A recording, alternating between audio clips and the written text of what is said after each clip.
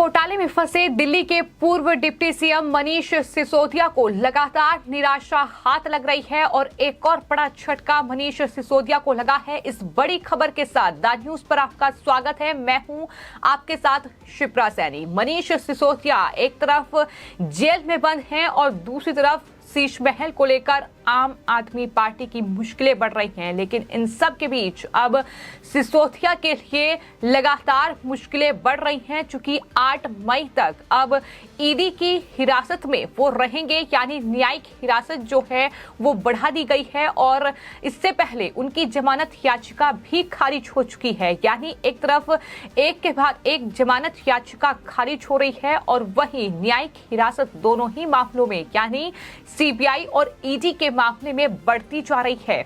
ये बड़ा झटका आम आदमी पार्टी और अरविंद केजरीवाल के लिए भी है, क्योंकि जितना शराब घोटाले की जांच आगे बढ़ेगी उतना आम आदमी पार्टी और अरविंद केजरीवाल के लिए मुश्किलें बढ़ेंगी। और यही वजह है कि लगातार जो है आम आदमी पार्टी के तमाम नेता मनीष सिसोदिया के बचाव में उतरे हुए हैं, लेकिन मनीष सिसोदिया का बड़ा बयान भी सामने आया है। दरअसल ईडी की कस्टडी में मनीष सिसोदिया से पत्रकारों ने ये पूछा कि आपको जमानत नहीं मिली। इस पर उन्होंने जवाब दिया कि मोदी जी जितनी भी साजिश कर ले, लेकिन केजरीवाल के काम को वो नहीं रोक पाएंगे दिल्ली में। ये मनीष सिसोदिया का बयान सामने आया है।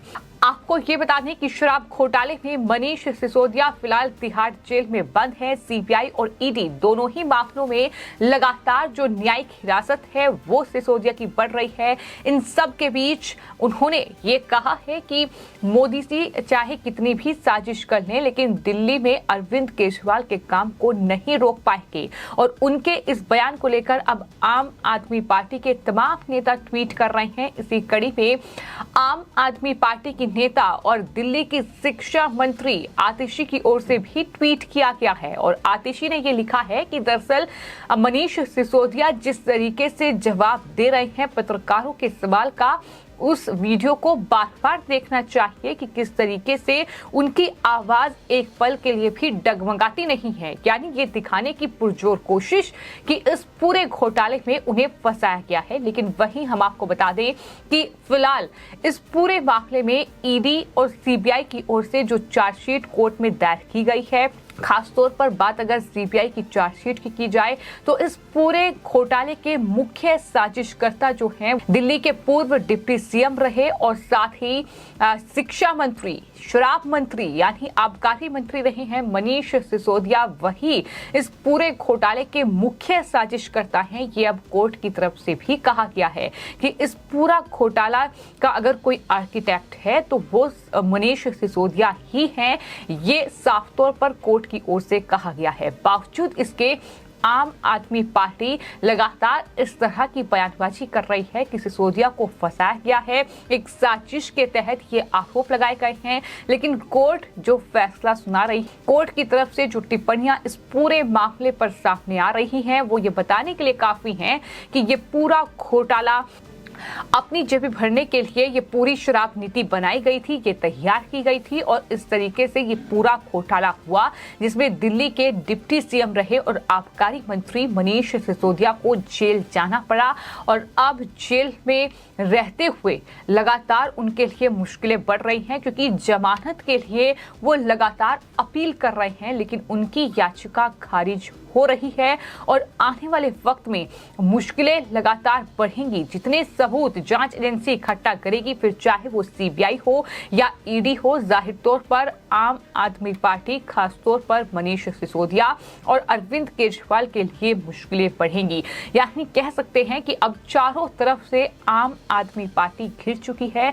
ना सिर्फ अलग अलग मामलों में भ्रष्टाचार का आरोप लगा है, चाहे फिर वो शराब घोटाला हो, फिर चाहे वो शिक्षा घोटाला हो, फिर चाहे वो डीटीसी घोटाला हो या फिर जल बोर्ड में हुआ घोटाला हो, ये तमाम भ्रष्टाचार के मामले हैं। लेकिन इन सब के बीच ऑपरेशन शीश महल जिस तरीके से बड़ा खुलासा हुआ कि दिल्ली के मुख्यमंत्री अरविंद केजरीवाल ने अपने घर के रेनोवेशन में 45 करोड़ रुपए खर्च किए। अब उसका ब्यौरा भी दिल्ली के उपराज्यपाल वीके सक्सेना ने मांग लिया है। तो लगातार तमाम मामले हैं जिसको लेकर फिलहाल दिल्ली में आम आदमी पार्टी और अरविंद केजरीवाल घिर चुके हैं। लेकिन फिलहाल जो बड़ी खबर है वो मनीष सिसोदिया से जुड़ी हुई है कि एक तरफ जमानत नहीं मिली और दूसरी तरफ ईडी के मामले में जो आज न्यायिक हिरासत खत्म हो रही थी उसके बाद कोर्ट में पेशी हुई और इस पेशी के दौरान उनकी 8 मई तक के लिए जो हिरासत थी वो कोर्ट ने बढ़ा दी है।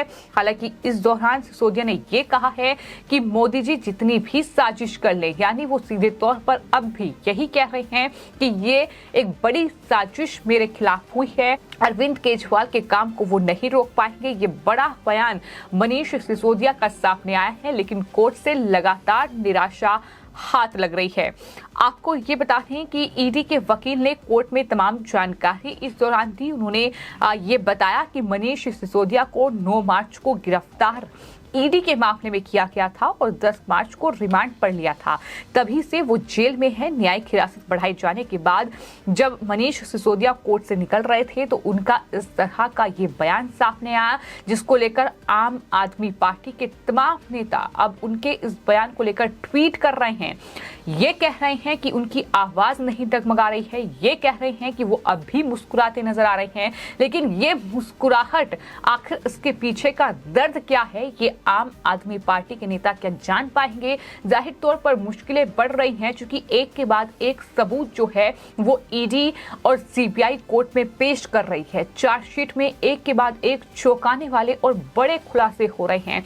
इनके जो करीबी शराब घोटाले में लिप्त थे, इनके साथ अब वो सरकारी गवाह बन रहे हैं। तो ये तमाम चीजें हैं जो कहीं ना कहीं मनीष सिसोदिया के लिए मुश्किलें बढ़ाएंगी और आने वाले वक्त में क्या सिसोदिया जो जमानत के लिए लगातार अपील कर रहे हैं, क्या उन्हें जमानत मिल पाएगी, ये बड़ी कहीं ना कहीं सवाल है इस पूरे मामले में। लेकिन फिलहाल एक तरफ ईडी का मामला है जिसमें 8 मई तक के लिए फिलहाल जो न्यायिक हिरासत है सिसोदिया की वो बढ़ा दी गई है, और दूसरा मामला सीबीआई का है, क्योंकि सीबीआई ने ही सबसे पहले इस पूरे मामले में एफआईआर दर्ज की थी। उस पूरे मामले में सीबीआई जांच कर रही है और 12 मई तक के लिए न्यायिक हिरासत में मनीष सिसोदिया है। यानी इससे पहले कोई उम्मीद नहीं है कि वो जेल से बाहर निकल पाएंगे और उसके बाद भी कोर्ट में सुनवाई पूरे मामले पर होगी। तो फिलहाल ये पूरा जो मामला है ये सिसोदिया के लिए और आम आदमी पार्टी के लिए अब गले की फांस बन चुका है,